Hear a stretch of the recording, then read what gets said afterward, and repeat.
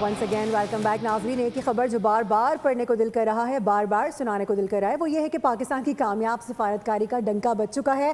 امریکہ ایران جنگ بندی پر اتفاق ہو چکا ہے, وہ متفق ہو چکے ہیں. اسی حوالے سے ہمارا پینل تو ہمارے ساتھ ہی موجود ہے. احتشام صاحب ہمیں جوائن کر چکے ہیں.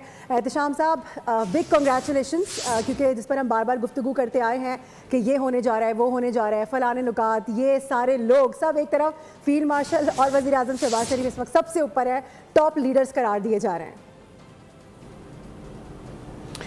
دیکھیں معروف, بہت اچھی بات ہے دنیا کے لیے, ہمارے لیے واقعی ایک بہت بڑی خوشخبری ہے. دیکھیں میں آپ کی تعریف کروں, آپ میری تعریف کریں, گوہر آپ کی تعریف کریں, میں ان کی تعریف کروں, یہ اور بات ہے. اب دنیا آپ کی تعریف کر رہی ہو نا, آپ کے اپنے نہیں تعریف کر رہے ہو, دنیا تعریف کر رہی ہو, تو اس کو کہتے ہیں کہ امپارشل ہو کے دنیا محسوس کر رہی. ابھی آپ نے خود خبروں میں بتایا کہ پورے آپ دیکھ لیں جتنے دنیا کے بر اعظموں سے جو خبریں آ رہی ہیں, دنیا کہہ رہی ہے کہ جی پاکستان نے اتنی خوبصورت سفارتکاری کی کہ یہ تیسری عالمی جنگ کا خطرہ پیدا ہو گیا تھا. اور میں آپ کو بتاؤں معروف کہ یہ خطرہ کب پیدا ہوا تھا, آپ سن کے شاید حیران ہوگی یا حیران نہیں ہونا چاہیے, کیونکہ آپ بھی ماشاءاللہ ایکٹیولی کام کر رہی ہیں. یہ پرسوں جو سیکیورٹی کونسل میں ویٹو کی نئی قرارداد ابنائے ہرمز کھولنے کے حوالے سے چائنا اور روس کی طرف سے, یہ کہتے ہیں کہ روڈ اویکننگ تھی, روڈ شاک تھا پریزیڈنٹ ٹرمپ کے لیے کہ یہ کیا ہو گیا. تو وہ اب سفارتکار دنیا کی یہ بات کہہ رہے ہیں کہ وہ ایک بہت بڑا میسیج تھا امریکہ کو کہ رشیا اور چائنا ایران کے ساتھ کھڑے ہو گئے ہیں, اور اگر یہ لڑائی بند نہیں ہوتی تو ہمیں بیچ میں آنا پڑے گا. دیکھیں ایک یہ بھی ایلیمنٹ ہے, اور پاکستان کی کامیابی یہ ہے کہ پاکستان نے وہ چائنا جو صرف اور صرف معروف اپنے اقتصادی اہداف کی طرف ہی جاتا ہے, اس کو مجبور کیا کہ they should play their greater diplomatic and military role, وہ اس میں آگے. رشیا بھی اگرچہ یوکرین میں پھنسا ہوا ہے, اس نے بھی کہا کہ جی نتھنگ ڈوئنگ, انہوں نے بھی میدان میں آ کے کہا کہ آپ کے ساتھ کھڑے ہیں.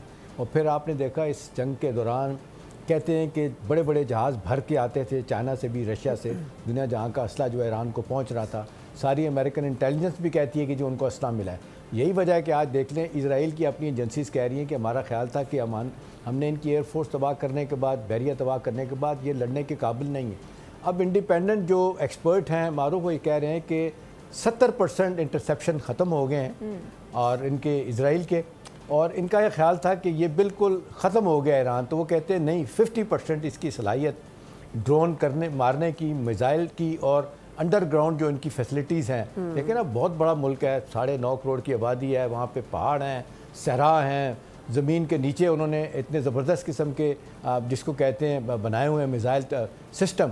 اب تو لوگوں نے یہ کہنا شروع کر دیا ہے کہ اب شروع میں اس نے وہ میزائل استعمال نہیں کیے تھے جو اب شروع کیے ہیں, وہ جس کو کہا جاتا ہے بیلسٹک میزائل, جنہوں نے جا کے ابھی پرسوں جو حیفا میں تباہی پھری ہے ان کے ایک شہر میں, ان کی آئل فیسلٹی کو اور سارے علاقے کو, وہ جھوٹ بولنے بتا نہیں رہے. اس کے بعد سے دنیا کا نقشہ بدلا. پاکستان جو یہ ایفرٹ کر رہا تھا, پاکستان دنیا کو موبلائز کر رہا تھا کہ بیچ میں آئیں.